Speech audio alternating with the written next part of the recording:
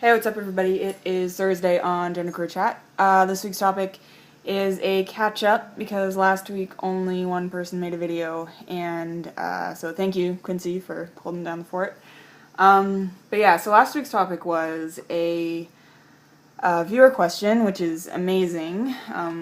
We love, we love viewer questions. That's why we do it, or that's why we do this. So it was about sex, and as genderqueer person, how you think about sex and if you have sex differently.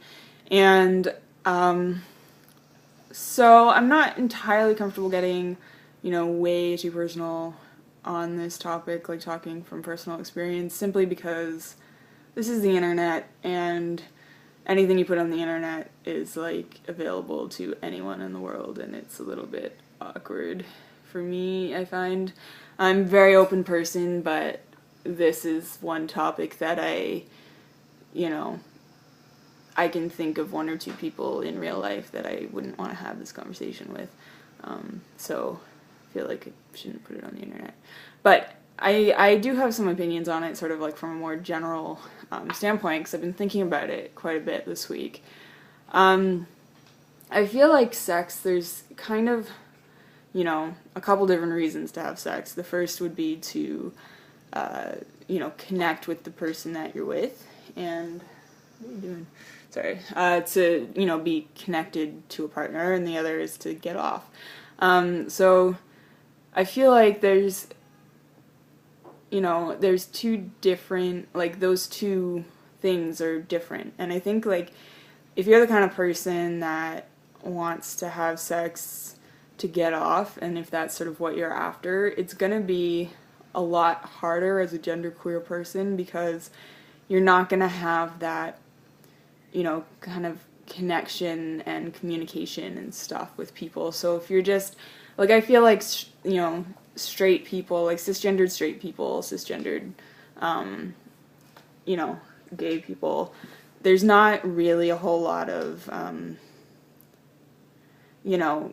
sort of, they can just have sex, like, in this sort of, like, standard way, and there's not this whole lot of communication that needs to happen, and checking in, and all of that kind of stuff, because there's, like, there's kind of a rule book for how to have sex. But I feel like as a gender variant person, there are so many factors that can potentially play in with, with your body image, or with,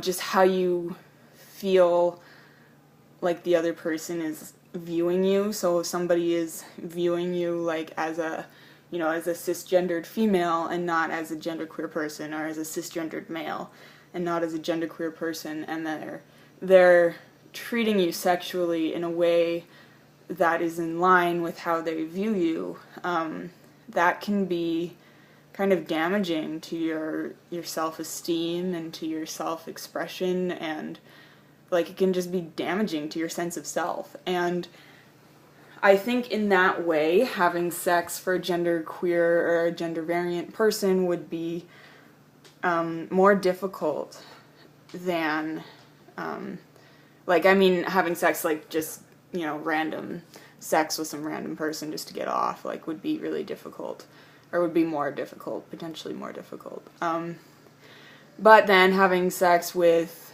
a partner that you are, trying to connect with, or that, sex is sort of an expression of that connection, it's different, because I think you can, when you're with a partner, there's conversations that happen, and there's checking in that happens, and there's, I wouldn't suggest that anybody ever do anything that makes them uncomfortable, and that if you're going to have sex with somebody, have it be somebody that you trust, and somebody that, is, that you're open with about the various issues, whether that be, body issues, or, if you have some, if you have top dysphoria, make sure that somebody's going to, respect that, and somebody's going to treat you sexually in a way that lines up with how you see yourself and how you want other people to see you. Yeah, so that's kind of what I have to say on the topic. Thank you, Quincy, again for holding down the fort last week, and I will see you guys next week. Bye.